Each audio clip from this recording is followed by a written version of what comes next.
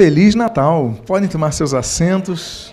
Vocês dêem um Feliz Natal à pessoa que está do seu lado. Se você não deu, dê.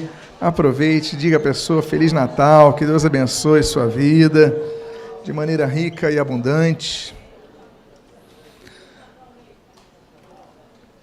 Nesse dia tão especial, um dia que nós celebramos o nascimento do Senhor Jesus. Sei que amanhã também teremos aqui o culto do dia 25 de dezembro, que é o culto que dedicamos ao nascimento do nosso Senhor Jesus, como essa série que nós temos dado aos domingos pela manhã.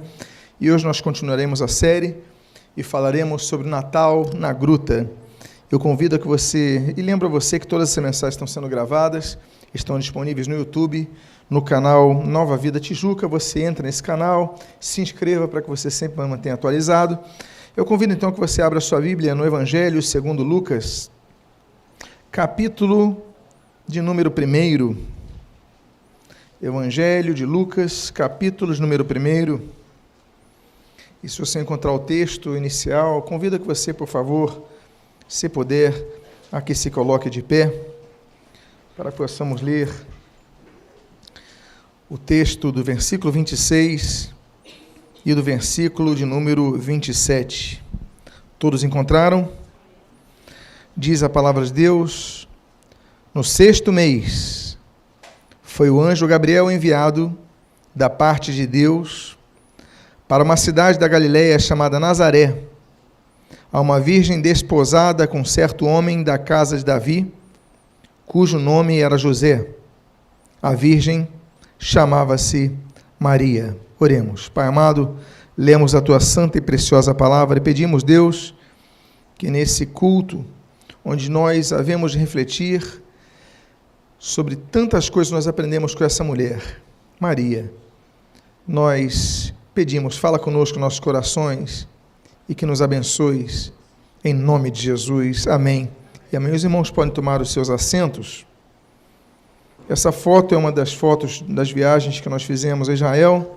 Esse é um grupo que nós levamos, se eu não me engano, um grupo de 2 anos atrás. E essa igreja é um templo católico romano que foi erguido no local onde ficava essa gruta, a chamada, o nome desse templo é a Basílica da Anunciação, onde o anjo Gabriel anunciou a Maria que ela estava grávida do Senhor Jesus. Então essa foto é em frente, ali em Nazaré, e aqui você tem uma outra foto, aqui a Cláudia aparece nessa foto. Você está vendo que dentro desse templo, nós temos aqui, inclusive eu coloquei essa foto sem avisar a Cláudia. Nesse momento ela deve estar pensando, eu estou pensando que o meu almoço, eu vou ter que requentar a minha lasanha de ontem. Mas essa é a foto que eu achei nos arquivos quando estava vindo para aqui, que você pode ver ao fundo, que você está vendo uma mesa. Você consegue ver daí uma mesa? Então, aí é um templo católico romano, nessa mesa se fazem as missas, e exatamente ela foi construída em cima, é bem em frente à gruta. Você está vendo atrás um grupo de pessoas? Ali é a gruta onde se diz então que foi feita a anunciação do anjo Gabriel a Maria. Então hoje é um templo lá em Nazaré, e nós então vamos aprender hoje o Natal de Maria. E a primeira coisa que nós aprendemos com o Natal de Maria, eu queria compartilhar de 6 aprendizados sobre a anunciação a Maria, sobre o Natal que acontece naquela gruta em Nazaré, é que Maria reconheceu que precisava de salvação. O versículo 46 e o versículo 47, não sairemos desse texto de Lucas 1. O texto sagrado diz: então disse Maria, a minha alma engrandece ao Senhor, e meu espírito se alegrou em Deus, meu Salvador. Maria reconhecia que precisava de salvação. Ao longo dos séculos, o papel de Maria ele foi crescendo. O culto às entidades femininas sempre foi muito alicerçado nas religiões orientais. E então o culto a Cibele, o culto a Ártemis, o culto a Azerá, o culto a tantas entidades femininas sempre foi muito forte. A presença materna, a figura materna sempre foi uma figura muito forte. Inclusive, algumas terminologias que nós evangélicos costumamos aceitar passivamente, elas não encontram uma base sólida na percepção etimológica das palavras. Por exemplo, por causa de uma tradução de El Shaddai, por exemplo, nós costumamos dizer, e algumas Bíblias traduzem como Deus Todo-Poderoso, porque numa versão antiga traduziram Shaddai a Todo-Poderoso. Mas Shad significa seios. Shaddai, El é Deus, El Shaddai, se nós trabalhássemos uma tradução mais acurada, seria o Deus dos seios, no sentido de o Deus que sustenta, o Deus que amamenta, o Deus que supre as carências, o Deus que faz nós termos força para viver, e o relacionamento maternal. Então, tem muitas questões que nós perdemos ao longo do tempo, porque vamos acatando passivamente as traduções que nos são impostas. Mas a figura de Deus, um Deus, como o Senhor Jesus coloca a presença de Deus como a galinha que cuida dos seus pintos, coloca os seus pintos debaixo de suas asas, cuida delas. Então, nós temos que ter uma percepção, essa percepção de Deus, além do culto que se dá às mulheres, é uma percepção do cuidado maternal, sim. Mas nós vemos que Maria ela foi ganhando um papel muito grande. Nós temos ali, num concílio em Éfeso, no século V, no ano 431, ali quando nós temos aquela disputa, Maria foi Christotokos ou Theotokos, Maria foi mãe de Cristo ou foi mãe de Deus? Então temos disputa e Maria começa a ser cultuada e tudo mais, e daqui a pouco coloca um papel de Maria como mediadora. Olha, peça à mãe que o filho atende. Olha, Jesus está muito ocupado com as coisas, você pede a Maria que ela atende. Então o papel de Maria foi crescendo a tal ponto de virar uma mediadora, quando a Bíblia diz que só existe um Deus e um mediador entre Deus e os homens. Quem? Jesus Cristo, o homem. Mas Maria então pegou um papel muito grande, hoje ela é cultuada, dizem que não adoram, mas na prática adoram, veneram com uma hiperdulia. Então Maria ela é adorada na prática, as pessoas pedem proteção a Maria e tudo mais, mas Maria é uma mulher. Mas, por outro lado, Maria era uma mulher extraordinária, porque nós podemos não cultuar a Maria, podemos não adorar a Maria, podemos não servir a Maria, mas nós podemos dizer que, apesar de tudo isso, não irmos para esse extremo da idolatria, mas também não podemos desprezar quem foi Maria. A Bíblia diz que Maria foi bendita entre as mulheres. Ou seja, entre todas as mulheres da terra, Deus escolheu Maria, porque foi uma mulher especial. Então, nós também não podemos dizer, porque não adoramos a Maria, porque não cultuamos a Maria, vamos desprezá-lo, não. Temos que dar o devido lugar a ela. Foi uma mulher extraordinária. Só que essa mulher era tão extraordinária que quando ela recebe esse anúncio, por isso se fala assim, a anunciação, porque quando ela recebe esse anúncio que estaria grávida do Senhor Jesus, ela faz um cântico, ela canta, ela adora ao Senhor, mas ela traduz nessa frase, olha, meu espírito se alegrou em Deus, meu Salvador, porque ela reconhecia que precisava de salvação, como nós precisamos de salvação, todos precisamos de salvação. A salvação, nós precisamos obter a salvação de 4 coisas. Nós precisamos obter a salvação do arrependimento, né? Naturalmente, nós temos que nos arrepender dos nossos pecados, nós temos que ter a fé em Jesus Cristo, a fé exclusivamente em Jesus Cristo, nós temos que confessar o nosso Senhor Jesus com a nossa boca e nós temos que perseverar. A Bíblia diz, por exemplo, quanto a nós depositarmos o nosso arrependimento e fé em Jesus Cristo, a Bíblia diz assim, Atos capítulo 3, versículo 19, arrependei-vos e convertei-vos para que sejam cancelados os vossos pecados. A Bíblia diz através do apóstolo Pedro, no discurso de Atos 3, que nós devemos nos arrepender e crer. Mas crer em quem? A Bíblia fala sobre isso, olha, crê no Senhor Jesus, Atos 16, e será salvo o quê? Tu e a tua casa, e nós devemos perseverar. O Senhor Jesus diz em Marcos capítulo 13, olha, vós sereis odiados por causa do meu nome, mas se perseverares até o fim, serás salvo. Nós devemos perseverar até o fim. Então nós temos que nos arrepender dos nossos pecados, nós temos que nos converter dos nossos maus caminhos, nós temos que crer no Senhor Jesus, não apenas crer, mas nós devemos reconhecê-lo, confessá-lo diante dos homens, e nós devemos perseverar com o Senhor Jesus em nossas vidas, para que sejamos salvos. E aí então Maria, a primeira coisa que nós aprendemos de Maria, é que Maria ela pega o foco, mas passa o foco para Jesus. Ela não é o centro do culto, ela não é o centro do Natal, o centro do Natal é Jesus. Eu estava comentando com os missionários, o pastor missionário antes do culto, que eu li no jornal, uma capa do jornal de maior circulação, um dos jornais de maior circulação do Brasil, e estava falando de uma transexual que na capa do jornal, uma transexual dizia o seguinte: não, o Natal, em outras palavras, né, o Natal está muito consumista, eu vou celebrar o Natal sozinha, porque é preciso resgatar a essência do Natal. A essência do Natal? A essência do Natal não é a questão anticonsumista, ou não é a questão... A questão do Natal não é... A questão do Natal é Jesus.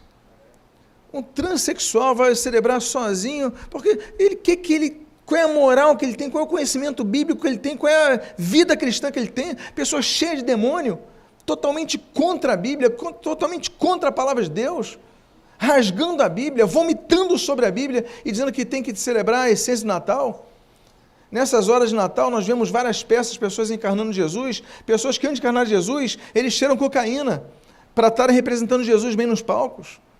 Que moral essas pessoas têm?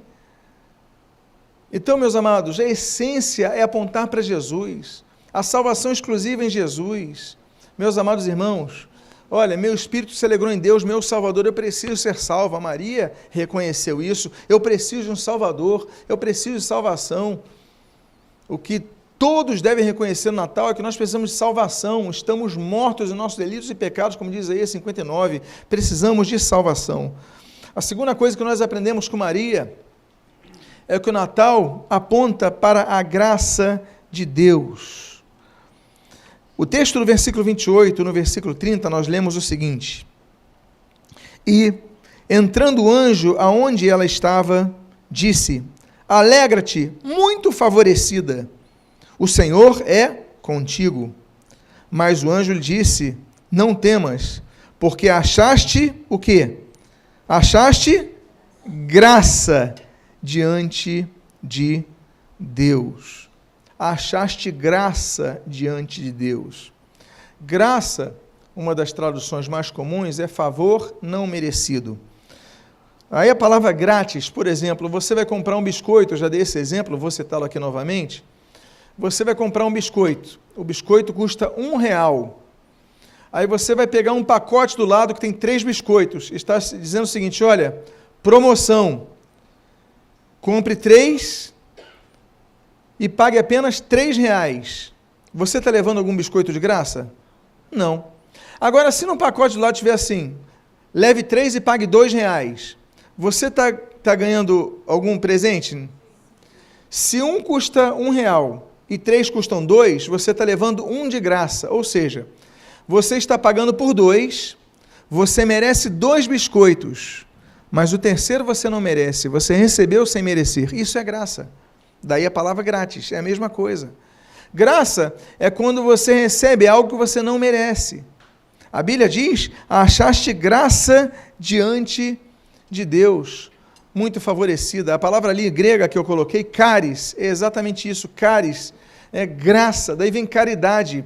Você dá algo a alguém que esse alguém não está merecendo, você simplesmente olhou para uma pessoa, teve pena, teve dó, teve misericórdia, enfim, e você agraciou esta pessoa, é o caris. Daí vem carisma, daí vem carismático, né? Os dons que nós recebemos, o carisma, não vem de nosso merecimento, nós podemos buscar, devemos buscar, como diz 1 Coríntios capítulo 12, capítulo 13, de maneira especial, nesse específico capítulo 14, nós devemos buscar os dons da parte de Deus, mas Deus derrama conforme a sua graça, é pela graça. A primeira menção à palavra graça se encontra em Gênesis capítulo 6, quando a Bíblia diz que Noé achou graça diante de Deus. Deus encontrou, deu graça, olhou com graça a Noé. A Bíblia diz em Efésios capítulo 2, versículo 8, olha, pela graça sois salvos, 8 de Lucas, o seguinte: então disse Maria, aqui está a serva do Senhor. Amados irmãos, a Bíblia fala sobre os humildes. A Bíblia diz, por exemplo, no Salmo número 10, que Deus ouve os humildes. A Bíblia diz no Salmo número 25 que Deus guia aos humildes. A Bíblia diz no Salmo 149 que Deus adorna com a salvação aos humildes. É por isso que Jesus vai falar, no início do Sermão do Monte, Mateus capítulo 5, ele vai falar assim: bem-aventurados os humildes, porque deles é o reino dos céus. Porque a humildade é tudo, é o princípio. Se nós formos, eu não preciso ouvir a palavra de Deus, já sei tudo. Tem pessoas que estão no Natal, mas não estão nem aí para a pregação da palavra de Deus. acham que já sabem tudo, são pessoas soberbas. Meus amados irmãos, nós devemos nos colocar como pessoas aprendizes da palavra e respeitosos, reverentes à palavra de Deus. Por quê? Porque nós devemos entender que sem humildade, Deus resiste. A Bíblia fala em Provérbios capítulo 3, o que é replicado em Tiago capítulo 4, versículo 6, olha, Deus resiste a soberbos, mas dá a sua graça a quem? Aos humildes. Então, muitas vezes, Deus nos leva ao deserto para sermos humilhados, como diz Deuteronômio capítulo 8. Olha, para os desertos vos levei para vos humilhar. Deus muitas vezes nos leva a desertos. Há situações que nós estamos passando que Deus permite que nós passemos para... Deus tem um propósito na nossa vida. Deus tinha um propósito na vida. Por exemplo, Maria. Como é que Maria, mulher grávida, mulher já com uma situação tão complicada, grávida, hoje em dia, imagina naquela época que não tinha carro. Então, imagina José ali guiando aquela... Vamos colocar ali uma jumenta, vamos colocar... Toda hora, imagina a situação da grávida, nossos carros com amortecedores. Agora imagina aquele cavalgar, naquele terreno não asfaltado, naquele terreno esburacado. Quantas dores ela devia passar, tendo que ir para Nazaré. Nazaré, naquela época, você fazia em 4 dias de viagem. Estou falando naquela época. Hoje não, com carro você no mesmo dia, mas naquela 4 dias de viagem. Cansada, por que ela vai para Belém e tal? Claro, tinha um propósito, se cumprir a profecia, de ti, Belém Efrata, Miqueias capítulo 5, vai se cumprir a profecia, o rei viria dali. Nós sabemos, tudo tem um propósito na vida, Deus tem um propósito na vida, mas a Bíblia fala sobre humilhação, muitas vezes é nos tornar humilde, quebrar nosso cerviz. Nós achamos que sabemos de tudo, nós achamos que não precisamos de Deus, não preciso de ouvir a palavra, não preciso nada disso, somos soberbos, aí Deus vai lá e nos quebra, e a gente não entende muitas vezes, porque Deus resiste ao soberbo, mas dá graça aos humildes. Provérbios 3, Tiago capítulo 4, versículo 6, é por isso que a Bíblia diz, em 1 Pedro capítulo 5, humilhai-vos perante a potentosa mão de Deus, pois Ele em tempo oportuno vos exaltará. Ou seja, há um tempo oportuno, segundo a Bíblia diz, nessa primeira carta de Pedro, que Deus vai nos exaltar, vai nos levantar, vai nos tirar do momento de humilhação. É tudo uma fase, o Natal nos lembra isso. Maria, naquele momento, estava com muitas dificuldades daquela gravidez, muitas lutas, dificuldades em vários aspectos, mas havia um momento de exaltação na vida dela, que era a vinda do Senhor Jesus. Nós aprendemos com Maria essa postura, e olha a postura dela, aqui está a serva do Senhor. Quando o anjo anuncia a Maria, ela se coloca como serva. O Senhor Jesus, ele se coloca como servo, eu vim para servir. Eu não vim para ser servido, eu vim para servir, dar minha vida em favor de muitos. Jesus veio para dar a vida em favor de muitos. Meus amados irmãos, nosso sentido deve ser o de servir ao nosso próximo, o de servir a obra de Deus, o de servir na propagação do Evangelho. Mas nós só queremos saber de sermos servidos, queremos ser senhores. A gente não pode falar Jesus é o Senhor se a gente não quer servir, a gente só quer ser servido. Deus nos deu dons, Deus nos deu talentos, Deus nos deu oportunidade, e muitas vezes eu não quero ter dor de cabeça, não quero me envolver na obra, não quero ter problema. Olha, que você tem um 2018, esse próximo ano que para nós adentra, seja um ano diferente, seja um ano de serviço. Olha, eu quero servir, Senhor, Tu me deste algo, eu quero Te servir, eu quero Te devolver, servindo ao meu próximo. Senão nós vamos viver aquelas pessoas que vão na missa, como vão no culto, quer dizer, estão assistindo. Nós não nascemos para assistir culto, nós nascemos para prestar culto a Deus. Assistir, não nascemos para ser auditório. A igreja muitas vezes se torna auditório. Você vai lá para fazer uma crítica, você vai lá para criticar a pregação, para criticar o louvor, para criticar isso, para criticar aquilo, e pronto, e acabou o seu papel. O seu papel não é esse, não é de criticar, o seu papel é de trabalhar. A Maria nos ensina, Maria nos fala, eis aqui está a serva do Senhor. Olha, me olha como serva, como nós temos que aprender com essa grande mulher que foi Maria. Outra coisa que nós aprendemos com Maria é que o Natal nos aponta a obediência. O texto, esse mesmo texto de Lucas, capítulo 1, no versículo 38, nós lemos o seguinte: que se cumpra em mim conforme a tua palavra. E o anjo se ausentou dela. Nos lembramos do Senhor Jesus, não é verdade? O Senhor Jesus, nos ensinando naquela oração, Mateus capítulo 6, olha, faça-se a tua vontade, assim na terra como no céu. O Senhor Jesus nos ensina, seja feita a tua vontade e não a minha. O Senhor Jesus fala ali em João capítulo 4, versículo 34, olha, o meu alimento é fazer a vontade de meu Pai. Nós devemos obedecer como Jesus nos ensinou a obedecer. Jesus nos ensinou a obedecer a Deus acima de todas as coisas. Jesus nos ensinou a obedecer a doutrina.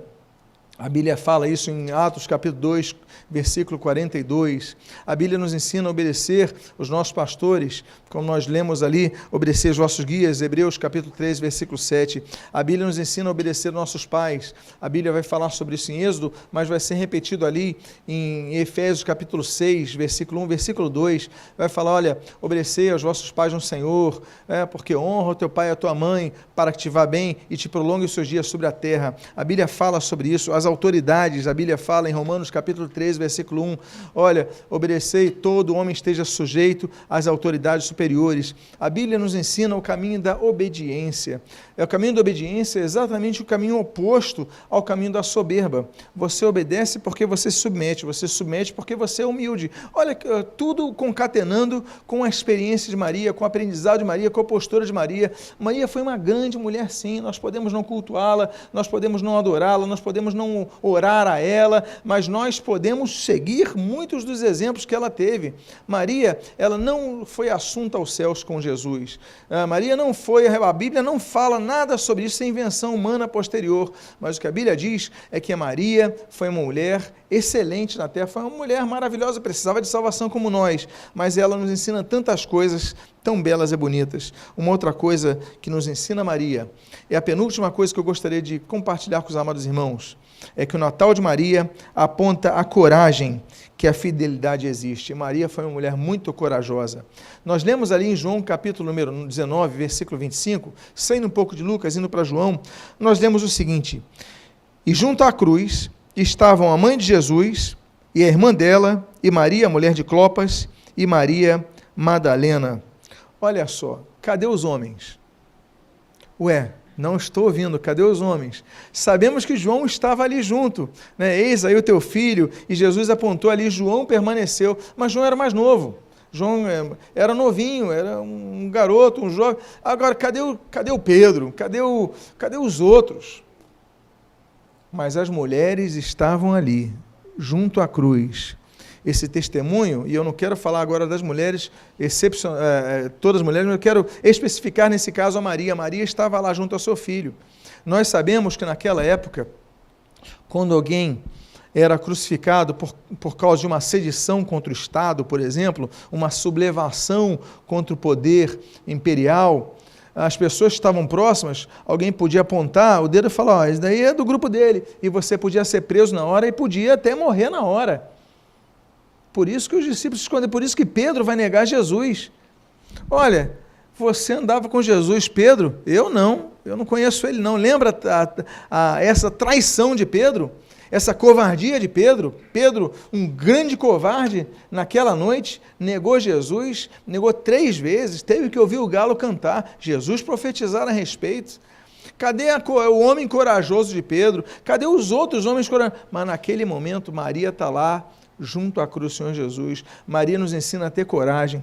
Quando a gente fala de coragem, a gente fala, mas os homens são corajosos. Nessa hora, a gente não vê isso não, a gente vê que as mulheres são as corajosas. Por quê? Porque elas permanecem até o fim junto à cruz, mesmo que pudessem ser presas.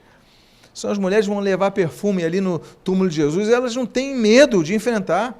Nós vemos muitas vezes, quando nós vemos aí, por exemplo, as passeatas ali no período da ditadura argentina, no ano 76, etc. e tal, nós vemos as Mães da Praça de Maio, não sei se já ouviram falar desse movimento, porque os homens tinham medo, mas as mulheres das mães, cadê meu filho? Cadê meu filho? Com a foto dos filhos lá, bater na panela, e enfrentaram grandes movimentos no Irã, no dia de hoje. O Irã, nós tivemos movimentos ali estudantis que foram reprimidos, né? O governo Ahmadinejad, mas outros governos ali, daquela teocracia tão terrível, mas as mulheres saíram enfrentar a polícia. Então nós temos que aprender com Maria, nós temos que aprender no exemplo de Maria, o seguinte, que a fidelidade exige coragem.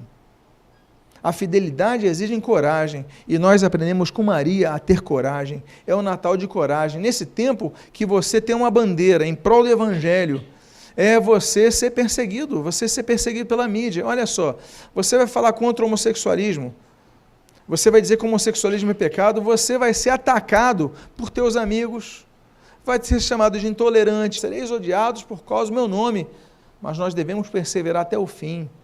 Então, meus amados, que nós aprendamos com Maria a sermos corajosos, a defendermos a bandeira do Evangelho. Nascemos por causa disso. O Natal nada mais é do que o nascimento de Jesus, não necessariamente em Belém da Judéia, mas em nossos corações, Jesus nascer, Jesus existir e Jesus reinar em nossa vida. Apocalipse 3 vai falar sobre isso. Olha, Jesus tem que entrar em nosso coração. Apocalipse capítulo 1 vai falar sobre isso. Jesus tem que entrar em nosso coração, cear conosco. Jesus tem que habitar em nós. Jesus tem que ser rei em nossas vidas. Mas para isso temos que ter coragem. E o Natal, nós aprendemos com Maria a termos coragem. A última coisa que nós aprendemos com Maria, nesse Natal que acontece naquela gruta em Nazaré. E amanhã eu vou falar sobre o Natal que acontece numa manjedoura. Afinal de contas, amanhã é o dia 25 de dezembro. Mas eu quero encerrar dizendo que o Natal de Maria aponta a perseverança de congregar e orar. Diz a palavra de Deus, em Atos capítulo número 1, versículos 9, 12, 13 e 14, o seguinte: E, quando dizia isto, vendo eles, foi Jesus elevado às alturas, e uma nuvem o recebeu, ocultando a seus olhos.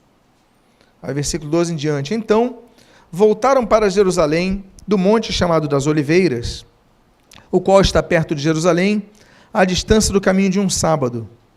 E, entrando, subiram ao cenáculo, onde habitavam Pedro e Tiago, João e André, Felipe e Tomé, Bartolomeu e Mateus, Tiago, filho de Alfeu, Simão o Zelote e Judas, irmão de Tiago. Todos estes perseveravam unanimemente em oração e súplicas com as mulheres, e Maria, mãe de Jesus, com os seus irmãos. Jesus, ele foi assunto aos céus. Aí diz que depois que eles viram aquilo acontecer, a Bíblia fala em Zacarias que o Messias vai descer ali no Monte das Oliveiras, em frente a Jerusalém. Mas eles acabam de ver aquela cena gloriosa, aí eles voltam para Jerusalém e vão para o cenáculo, onde estavam reunidos os discípulos de Jesus. Mas a Bíblia diz que junto aos discípulos estava Maria, e ali eles perseveravam unanimemente em oração. Maria estava no grupo dos discípulos. Maria e, como diz o texto aqui, com outras mulheres e com seus irmãos. Ou seja, o pessoal foi para o cenáculo, mas foram lá para orar, perseverar na oração, congregados. Olha, a Maria, junto com aquelas outras mulheres, ela enfrentou o poderio romano, o poderio imperial, o poderio das armas. Até hoje eu também estou me lembrando de outra revolução, a Revolução dos Cravos, 1974, em Portugal, quando o poder dos fuzis estava apontado para as multidões. Então as mulheres começavam a distribuir rosas, por isso a Revolução dos Cravos, né? Cravos ali, e começavam a colocar os cravos nas pontas dos fuzis, das armas, dos rifles. Que cena bonita! Então, aqueles rifles que eram de canos pretos, né, e colocaram aquelas rosas, ficavam floridos, foi uma cena histórica belíssima. Elas não tinham medo de enfrentar as balas, como nós aprendemos. Mas nesse momento nós vemos que Jesus é assunto aos céus, e depois de elevado aos céus, os discípulos foram e Maria foi junto para orar. Ela não queria um papel especial, ela não teve um papel especial na igreja, ela foi mais uma das pessoas que se congregaram para orar, para buscar ao Senhor, para perseverar em oração. E nós aprendemos mais uma coisa, enfim. O Natal não é apenas o momento do nascimento de Jesus. O Natal se inicia com o nascimento de Jesus, mas o sentido do Natal é: Jesus nasceu, e daí? O que ele tem feito em nossas vidas? Temos falado de Jesus no dia 24, no dia 25 de dezembro, ou continuamos a falar de Jesus todos os dias da nossa vida, porque o Natal também acontece em maio, em junho, em setembro, em outubro, em outros meses, em outros dias. O Natal tem que produzir mudanças. E a nossa pregação do Natal não pode ser apenas em dezembro, até mesmo porque Jesus não nasceu em dezembro, provavelmente em abril ou em maio, porque a Bíblia diz em Lucas capítulo 2, que os pastores estavam cuidando dos seus rebanhos ali nos campos. Ora, para cuidar dos rebanhos nos campos à noite é porque não era inverno, era uma temperatura mais amena. Mas nós comemoramos em dezembro, mas o Natal tem que nos evocar a uma postura de pregarmos a Jesus, de anunciarmos a Jesus todos os dias das nossas vidas. Maria, ela não apenas ficou há 33 anos atrás, eu tive Jesus lá em Belém, passaram-se 33 anos. 33 anos não são 33 dias, não é um mês. 33 anos depois, ela continuava ali orando. Jesus subiu à glória e ela perseverava em oração e súplicas. 33 anos depois. Se nós olharmos 33 anos atrás, alguns aqui não têm nem isso de vida. Mas os que têm mais de 33 anos, têm mais de 40 anos, 50 anos, se você olhar 33 anos atrás, será que nós permanecemos fiéis a Jesus? Será que nós permanecemos com aquela mulher que 33 anos antes falava assim, olha, eis aqui a serva do Senhor, 33 anos depois ela é encontrada na igreja orando? E nós? Será que daqui a 33 anos estaremos continuando orando ao Senhor? Ou será que já abandonamos o Evangelho como muitos? Passa-se o tempo, as pessoas vão esfriando, vão desanimando, vão decepcionando-se, claro, as decepções vão vir.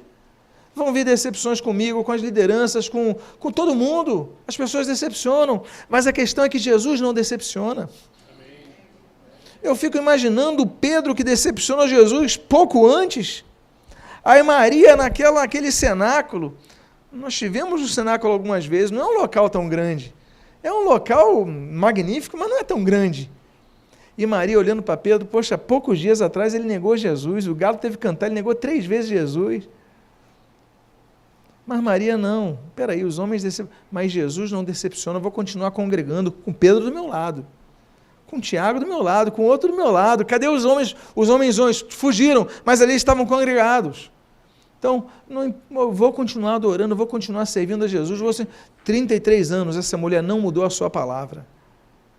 Então, ela é um exemplo de perseverança e congregacionalismo. Ela não deixou de se congregar. Ela podia falar, mas espera aí, o anjo quando apareceu para mim, não apareceu no meio da congregação. Apareceu para mim individualmente. Então, eu tenho tratamento VIP. Eu não preciso me congregar. Maria nos ensina, apesar de ter o privilégio de, dentre todas as mulheres, ter sido ela a escolhida, ela continuou sendo serva, ela continuou com coragem, ela continuou sendo fiel e ela continuou congregando. Tantas coisas nós temos a aprender naquele Natal, que começa numa gruta. Claro, depois ele vai para a hospedaria, depois ele não vai encontrar lugar na hospedaria, mas vai encontrar pelo menos uma manjedoura para abrigar Jesus. Não importa, o importa é que Jesus veio ao mundo. Mas Maria permaneceu a mesma durante 33 anos. Depois ela some da história. Depois não sabemos mais. A tradição vai dizer que Maria depois vai para Éfeso, vai morrer em Éfeso na casa de João, porque João vai ser missionário em Éfeso. Aliás, pela tradição, João é o único que não vai ser, dos discípulos, que não vai ser martirizado, vai morrer de morte natural. Estive ali em Éfeso, na igreja de João, local onde dizem que Maria teve a casa, enfim. Mas o fato é que ela, daqui a pouco sai da história bíblica. Mas os exemplos dela permanecem firmes até hoje para serem seguidos. Que nós possamos ser como Maria, um exemplo que foi essa grande mulher. Eu quero fazer uma oração, convidar aqui você, por favor, fique de pé. A Maria se reuniu naquele cenáculo com esses discípulos que eu citei. A Bíblia vai dizer depois, em Atos capítulo 2, 120 pessoas estavam naquela pequena sala e foram cheios do Espírito Santo. Nós temos que crer que os exemplos de Maria são ser para seguidos hoje. Estamos aqui congregados.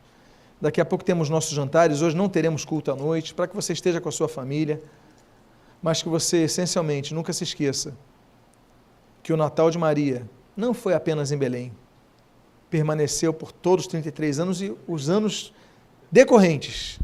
mas ela permaneceu fiel. Pai amado, nós te louvamos. Estamos numa data tão expressiva. Daqui a pouquinho estaremos celebrando a entrada do Natal do Senhor Jesus. Amanhã teremos um culto, Senhor, como tradicionalmente temos no dia 25, o culto dedicado a Jesus, totalmente falando a respeito do nascimento de Jesus. Mas tudo isso só tem sentido, Deus. Não quando representamos a Jesus, falamos de Jesus, queremos dar lições de moral sobre... Não, mas quando temos um encontro com Jesus. Portanto, tantos não tiveram encontro com Jesus, por isso não foram transformados. Porque o encontro que Jesus transforma é poder de Deus para a salvação, como diz Romanos capítulo 1, versículo 16. Pai amado, nós te louvamos, nós te adoramos, nós te agradecemos. E te agradecemos, Pai, porque nós vimos alguns exemplos nessa série de mensagens dos pastores no campo, de Simeão no templo, mas hoje nós vimos aqui, Senhor, o exemplo de Maria, que naquela gruta se colocou como serva do Senhor e demonstrou que cumpriu a sua palavra fielmente, até nos momentos mais difíceis junto à cruz. Maria estava, até quando Jesus é assunto aos céus, Maria permanece fiel e congregando na tua casa, apesar de tudo, apesar de todos, ela permaneceu firme. Abençoa-nos, que sigamos o exemplo de Maria, que sigamos o modelo de Maria, Senhor, e que possamos, como Maria, louvar a Ti e dizer a Ti, eis aqui um servo, uma serva do Senhor. O que nós pedimos, nós fazemos agradecidos em nome de Jesus. Amém.